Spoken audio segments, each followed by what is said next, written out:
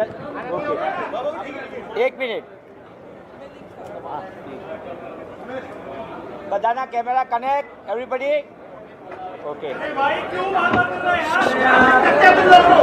1 minute भैया. बूमा boom करने से क्या, आपके ही लोग हैं ने, आपके ही साथीदार हैं.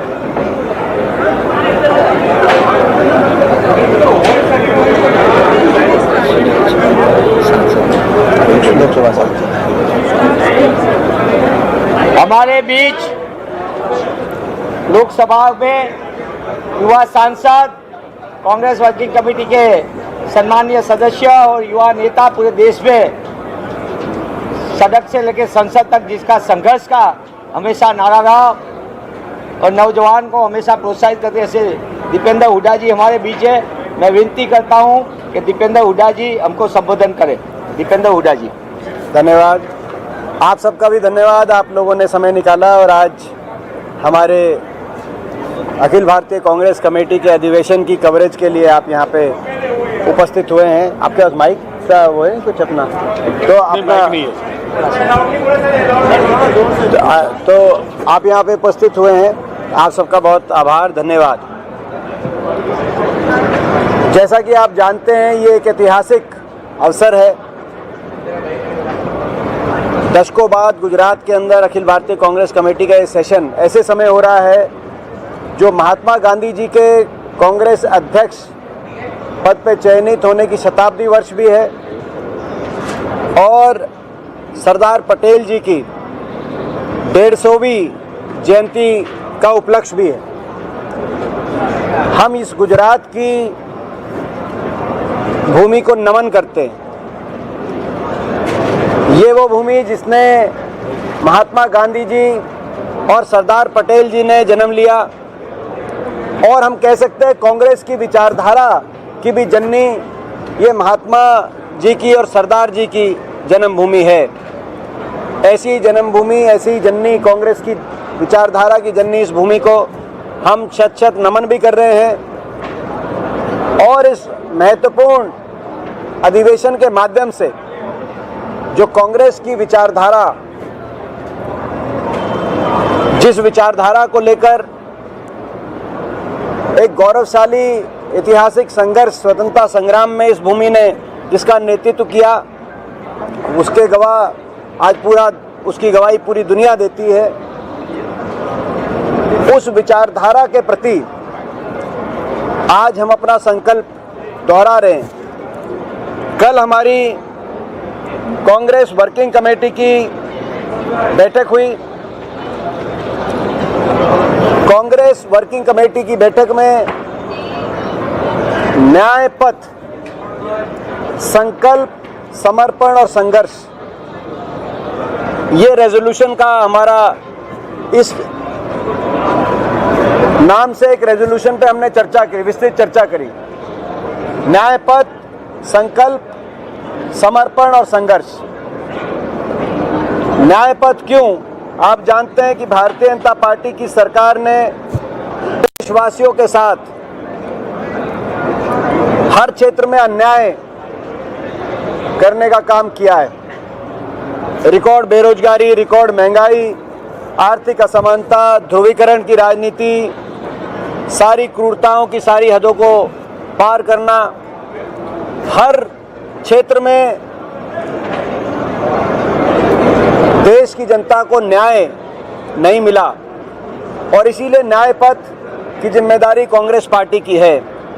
हम उन आदर्शों, उन अपने बुनियादी सिद्धांतों को लेकर जो महात्मा जी और सरदार साहब के द्वारा निहित उन आदर्श और उन सिद्धांतों, अपनी विचारधारा को लेकर इस न्याय पथ पर 21वीं सदी में हम आगे बढ़ें, ऐसा हमारा संकल्प है. भारतीय जनता पार्टी की जो सरकार, जिस सरकार ने जो हर क्षेत्र में विफल भी रही है लेकिन न्याय से भी देश की जनता जिससे वंचित रही है, इस सरकार से मुकाबला करें,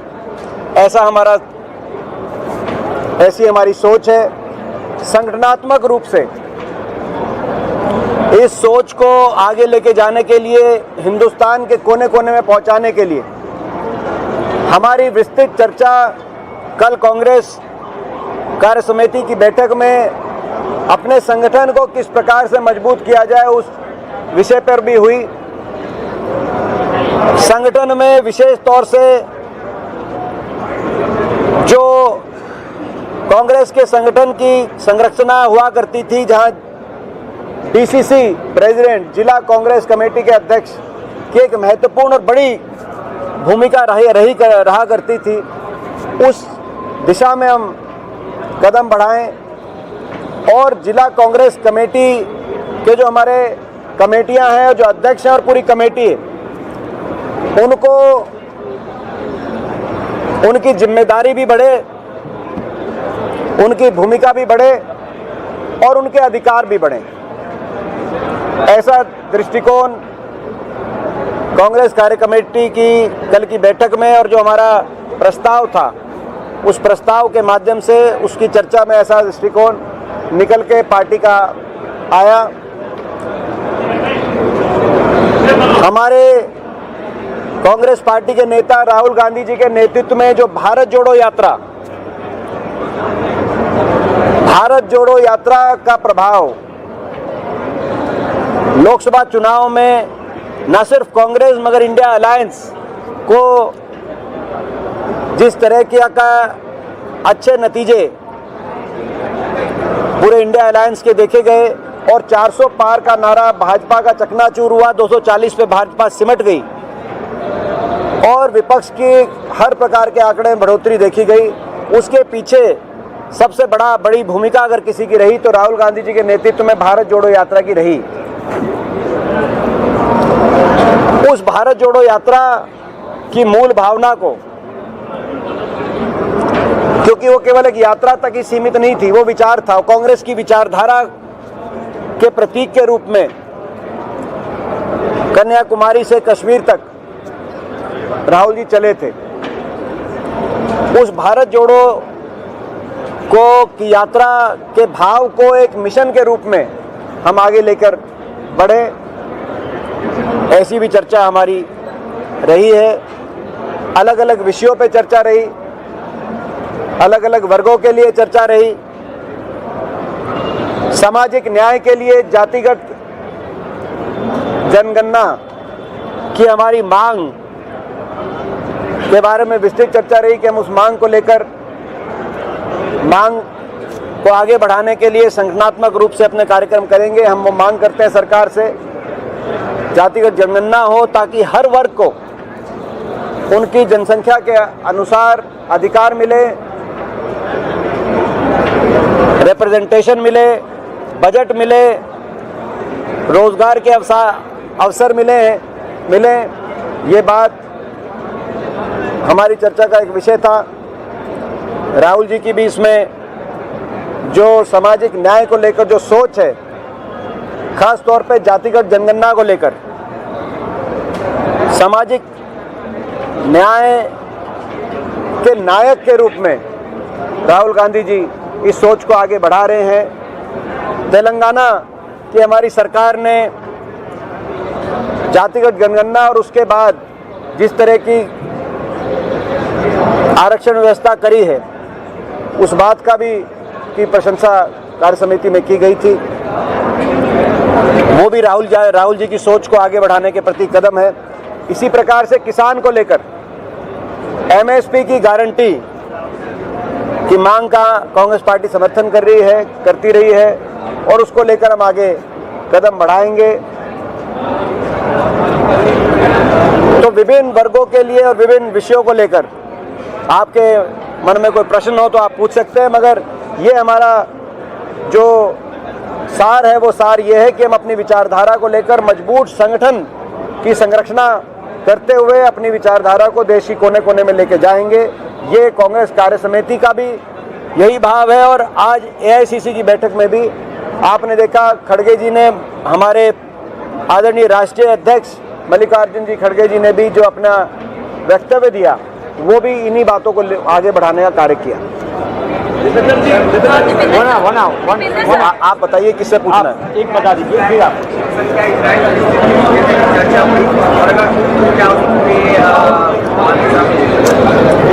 देखिए, जो हमारा रेजोल्यूशन आएगा उस रेजोल्यूशन में आपको इन सभी प्रश्नों का जवाब मिलेगा।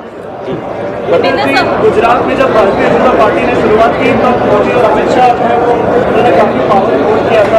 गुजरात में कौन से नेता को आप पावर जो है देना चाहेंगे, कौन से ऐसे नेता पर फोकस करना चाहेंगे? देखिए,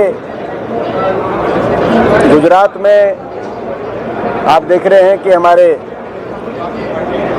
सभी नेता आपस में बड़े अच्छे तालमेल से कांग्रेस को आगे बढ़ाने का कार्य कर रहे हैं और हमें विश्वास है आगामी चुनाव में कांग्रेस गुजरात में कांग्रेस का प्रदर्शन ना सिर्फ बहुत अच्छा रहेगा, लेकिन कांग्रेस गुजरात में सरकार बनाने का काम आगामी चुनाव में हमारे सभी जो नेता, में एक का नाम आप सभी को जानते हैं, सभी कांग्रेस के वरिष्ठ नेता एक दूसरे से अच्छे तालमेल से कांग्रेस की विचारधारा को आगे बढ़ा रहे हैं। Ramjit madam, one week. Yes, please. Also mentioned about the caste census. Is it true that the Congress party is going to demand for the reservation in the private sector as well?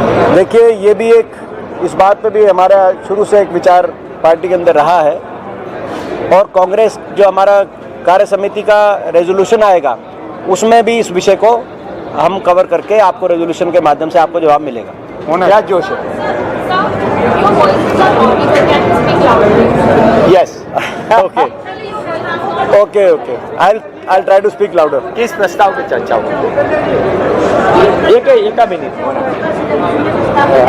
आपने पूछा, अभी वो प्रस्ताव भी आपके सामने आ जाएगा। अलग अलग विषय मैं आपको बता देता हूं ताकि आप विषयों को, जिन विषयों पर कल चर्चा हुई और आज भी उन विषयों पे होगी। राष्ट्रवाद, क्योंकि हमारा मानना है कि भाजपा के लिए राष्ट्रवाद केवल कुर्सीवाद है। सभी जानते हैं कि 36 बिरादरी, 36 कौम, हर धर्म के लोग इस राष्ट्र के नागरिक हैं, लेकिन भाजपा भाई को भाई से फिर भी लड़ाकर राजनीति करती है, तो यानी कि उनका राष्ट्र से बड़ी कुर्सी है। अपने राजनीतिक रोटी के लिए कहीं जाति पे, कहीं धर्म पे, कहीं क्षेत्र पे, कहीं भाषा पर भाजपा समाज को बांटकर अपने कुर्सी के लिए राजनीति करती है और इसको हम छद्म राष्ट्रवाद कहते हैं। तो हमारी राष्ट्रवाद पे जो कांग्रेस का राष्ट्रवाद, कांग्रेस पार्टी के लिए उसका क्या मायने है, उस बात पर हमारी उस विषय पर प्रस्ताव में विस्तृत चर्चा हुई। उसके साथ साथ प्रजातंत्र की पहरी और संविधान की पहरी कांग्रेस, क्योंकि संविधान पे जो आक्रमण किए जा रहे हैं, इलेक्शन कमीशन से लेकर हर संवैधानिक,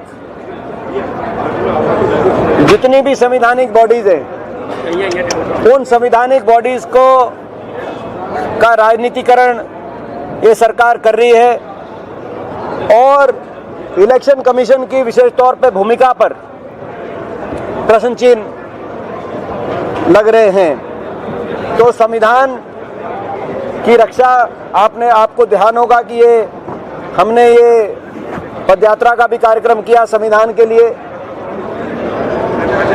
400 पार का नारा भी भाजपा ने दिया था और 2000 में, सन 2000 में जब पहली एनडीए सरकार आई थी, तब भी संविधान को बदलने के लिए कमेटी भी उस समय की एनडीए सरकार ने बनाई थी। तो सब जानते हैं कि भाजपा की सरकार में संविधान को तार तार किया जा रहा है, प्रजातंत्र पे खतरे मंडरा रहे हैं। तो प्रजातंत्र और संविधान को की रक्षा के लिए कांग्रेस की क्या भूमिका रहे, ये हमारे एक जो प्रस्ताव में चर्चा गई, ये एक विशेष मुद्दा रहा है। इसके साथ साथ सामाजिक न्याय, जिस सामाजिक न्याय की मैंने बात करी अभी, चाहे वो जातिगत जनगणना की बात रही हो, चाहे वो प्राइवेट सेक्टर की जो बात अभी कही गई, तो सामाजिक न्याय के विशेष पहलुओं पे भी हमारे चर्चा की गई। इसके साथ साथ देश में सद्भाव और सर्वधर्म सद्भाव, क्योंकि भारतीय जनता पार्टी जैसे मैंने कहा ना राष्ट्र की है ये केवल कुर्सी की है, ऐसे ही भाजपा ना हिंदुत्व की है ये केवल कुर्सी की है, ना देश की है, ना राष्ट्रवाद की है, ना हिंदूवाद की है। भाजपा केवल कुर्सीवाद की है। केवल राष्ट्रवाद का और हिंदुत्व का प्रयोग कुर्सी हासिल करने के लिए किया जाता है भाजपा द्वारा। देश में ध्रुवीकरण की राजनीति का ये दौर समाप्त हो, इस बात पे स्वाभाविक रूप से महिलाओं के अधिकार में कैसे विस्तार हो। अभी तक आपने देखा ये राजीव गांधी जी की सोच थी कि पंचायती राज में महिला आरक्षण आया। ये सरकार कहने को इन्होंने महिला आरक्षण विधेयक बिल को पारित करा संसद से, लेकिन आज तक लागू नहीं हुआ। तो उनको लेकर, किसान को लेकर, जैसे मैंने कहा कि भाई किसान को न्यूनतम समर्थन मूल्य की लीगल गारंटी दी जाए, जिस किसान आंदोलन का एक मुख्य केंद्र बिंदु जिस पे किसान आंदोलन था, और बाकी भी जो बातें हैं कृषि से किसान से संबंधित मांगों को लेकर वो भी हमारे कवर की गई कल भी और आज भी। हमारी देश की डूबती अर्थव्यवस्था, बढ़ती बेरोजगारी और आर्थिक अन्याय, जो आर्थिक असमानता रिकॉर्ड स्तर में भाजपा सरकार में गरीब और अमीर में जो अंतर बढ़ा है, इस ओर भाजपा की विफलता को लोगों के बीच में लेके जाने का भी हमारा संकल्प हो। विदेश नीति, एक ओर तो चीन हजारों स्क्वायर किलोमीटर क्षेत्रफल में चीन हमारे हिंदुस्तान में बैठा है, और दूसरी तरफ हमारे विदेश सचिव चीन के एम्बेसडर ऑफिशियल्स के साथ जाकर केक काटने का काम कर रहे हैं। वो केक किस खुशी में काटा जा रहा था? हम ये सरकार से मांग करते हैं कि सरकार बताए कि चीन के अधिकारियों के साथ हमारे विदेश सचिव विक्रम मिश्री केक किस खुशी में काट रहे थे? क्या इस खुशी में कि चीन हजारों स्क्वायर किलोमीटर क्षेत्रफल में हिंदुस्तान के बैठा है? दूसरी ओर हम देख रहे हैं कि बांग्लादेश के अंदर वहां किस तरह की सरकार, जो ना सिर्फ दिखाई देता है कि चीन को प्राथमिकता दे रही है, क्योंकि पहले चीन गए जो इनके मोहम्मद यूनिस हैं, बल्कि भारतवर्ष से कटुता के संबंध की तरफ कदम बांग्लादेश बढ़ा रहा है, और हिंदुओं और बाकी क्रिश्चियंस को बांग्लादेश के अंदर चयनित कर करके निशाने पे लिया जा रहा है, और ये सरकार मूक दर्शक बनी बैठी है। तो ये हमारे जो नेबरहुड पूरा बांग्लादेश से लेकर और चीन से लेकर पूरा हमारा नेबरहुड किस तरीके सरकार की विफल विदेश नीति का परिणाम है कि आज इस तरह का नेबरहुड हमें देखने को मिल रहा है। विदेश नीति और आर्थिक नीति में ही जो ट्रंप के द्वारा रेसिप्रोकल टैरिफ, जिस पर अभी तक प्रधानमंत्री जी ने एक शब्द नहीं कहा, जिस पर अभी तक भारत सरकार का कोई ठोस जवाब नहीं मिला है, केवल ये कि ये इसको किसी तरीके से हम हैंडल कर रहे हैं, केवल ये कहा गया, वो भी कॉमर्स सेक्रेटरी द्वारा, वो भी स्थायी समिति में। तो ये जो इस विषय पे, विदेश नीति के विषय पे भी हमारे प्रस्ताव में चर्चा हुई। जो सारा नोट है वो आपके पास पॉइंट बिंदुवार आएगा। और सशक्त संगठन, जिसका मैंने पहले ही उस बारे में आपको बताया था कि भाई संगठन, हम किस रूप से ये वर्ष हमारे लिए संगठन पर ध्यान अपना केंद्रित करने के वर्ष के रूप में कांग्रेस पार्टी इस वर्ष को देखती है, और इस वर्ष में व्यापक संगठन में सुधार लाने के लिए कदम उठाए जाएंगे। संगठन को मजबूत करने के लिए, जिसमें एक बिंदु मैंने आपको जिला कांग्रेस कमेटी की भूमिका को लेकर बताई थी, बाकी भी व्यापक बदलाव किए जाएंगे कि हमारा संगठनात्मक रूप से कांग्रेस पार्टी मजबूत हो, ये भी एक हमारा मुख्य चर्चा का विषय रहा। पुराना को भारत लाया जा रहा है, उसके प्रत्यर्पण में बड़ी ताकत सर पुराना 26 हमने का आरोपी है, उसको भारत लाया जा रहा है अमेरिका से। प्रत्यर्पण करवाने में मोदी सरकार कामयाब रही है, इस पर कांग्रेस की क्या राय है, कांग्रेस क्या कहती है? देखिए, बहुत से जो हिंदुस्तान की सरजमी पे आतंकवाद के जो सारे अपराधी हैं, उन सबको हमारी मांग है कि हिंदुस्तान लाया जाए। कोई पाकिस्तान में बैठा है, कोई दुबई में बैठा है, कोई कहीं बैठा है, सबको हिंदुस्तान में लाया जाए, ऐसी हमारी मांग है।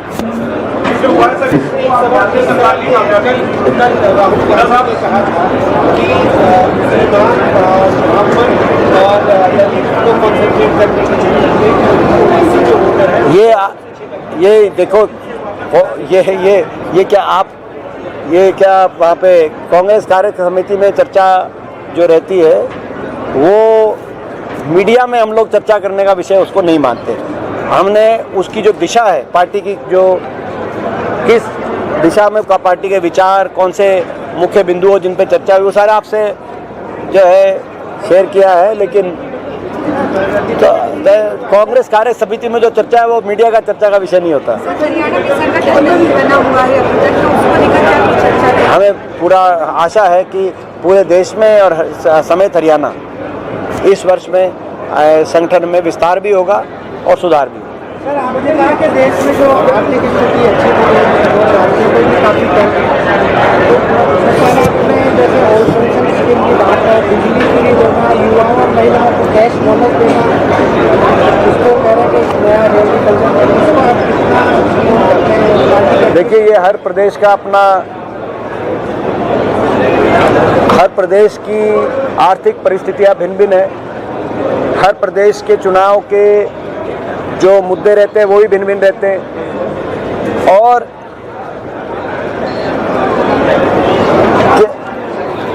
हर प्रदेश हेलो हर प्रदेश के राजनीतिक परिस्थितियां भी अलग अलग रहती हैं, हर प्रदेश के मुद्दे भी भिन्न भिन्न रहते हैं। और किन कैसे अलग अलग पार्टियां क्या घोषणा पत्र रखती हैं और जनता उनको उन घोषणा पत्र के माध्यम से सत्ता में पहुंचाने का काम करती है, तो उसके बाद वो तय होता है। तो एक विषय सारे तेलंगाना हो या दिल्ली हो, चुनावों के बाद कोई भी सरकार नहीं करता। तेलंगाना में हम सारे वादे पूरे कर रहे हैं। दिल्ली की बात आप बीजेपी वालों से पूछो, हम भी पूछेंगे। सोशल मीडिया में अभी ये चल रहा है, तेलंगाना में जो 400 एकड़ जमीन पे जो वन काम उसको पूरा काटा जा रहा है, तो उसको लेकर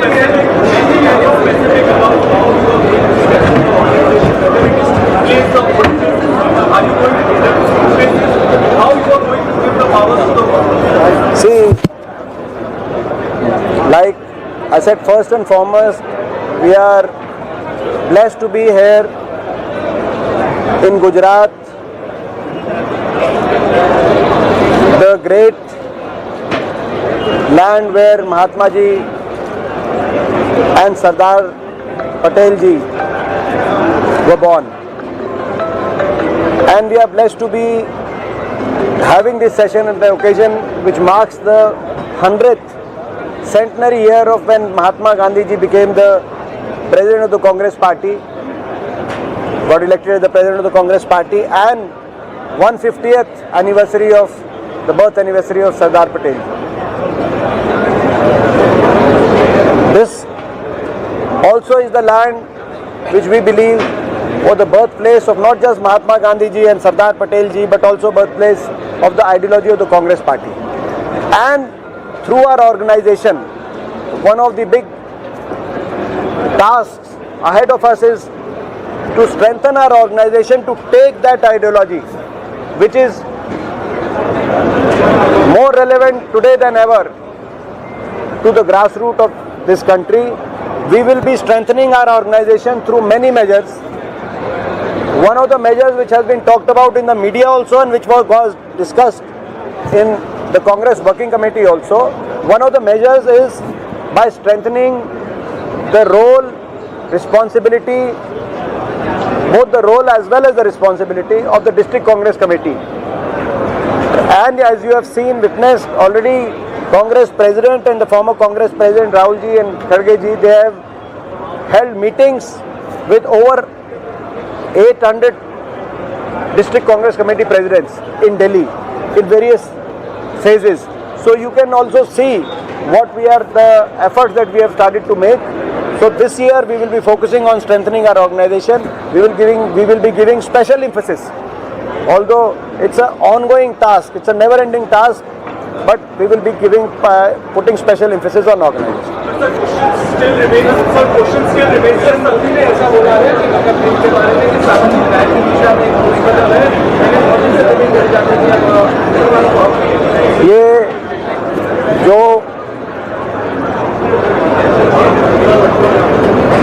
भाजपा को बोलना था, भाजपा के नेताओं को, उनके मंत्रियों को, उनके सांसदों को संसद में बोल चुके हैं, और जो विपक्ष को भी बोलना था वो भी संसद की डिबेट में आ चुका है।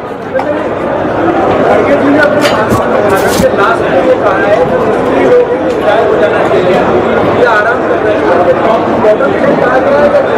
क्या क्या कहा? अपने भाषण के लास्ट में कहा है जो स्त्री लोग हैं उन्हें रिटायर हो जाना। कौन से लोग? निष्क्रिय लोग, निष्क्रिय। उसमें ऐड कर दूं क्या कांग्रेस जो है युवाओं पर ज़्यादा भरोसा कर रहा है? कांग्रेस का हमेशा से भरोसा सभी पे रहा है। कांग्रेस सबको एक साथ लेके मिलके आगे बढ़ने में यकीन रखती है। युवाओं की एक बहुत महत्वपूर्ण भूमिका हमेशा कांग्रेस पार्टी में रही है। ये देश युवाओं का देश है। धन्यवाद सर। एक लास्ट क्वेश्चन प्लीज, लास्ट कोई भी एक लास्ट भाई। और